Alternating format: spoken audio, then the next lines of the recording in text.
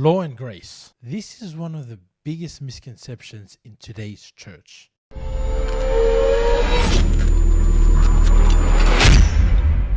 So the Bible is broken up into two different parts, the Old Testament and the New Testament. So a basic breakdown of what we see in the Old Testament is the law that came through Moses, and then you had the prophets who followed through after that who just helped enforce the law. Now on the other side, we have in the New Testament the covenant of grace. And why there's such a big misconception is because there are two covenants that people are trying to fuse. Let me give you an example. What we see today in your modern day traditional church is people taking a few of the concepts of the law, such as tithing, Sabbath, and trying to implement that into a church of grace. But all it does is just bring more confusion.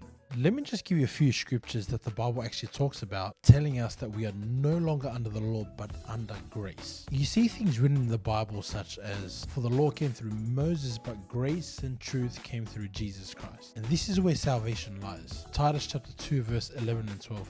For the grace of God that brings salvation has appeared to all men. Now I do understand that there are two sides of the spectrum here. On one side of things, you got people trying to keep the law and grace together, fusing the two together, and almost as if it's being used as a business. And then on the other side of the spectrum, you got people who live on this hyper extended grace, where it seems to be, I'm saved by grace, Jesus died on the cross, I can do whatever I want. But that's not what grace is about. Now, just a bit over a year ago, I done a debate on this very topic. So just to get a bit more depth about what the topic was about, check out the link below and judge for yourself and see what the Bible has to say.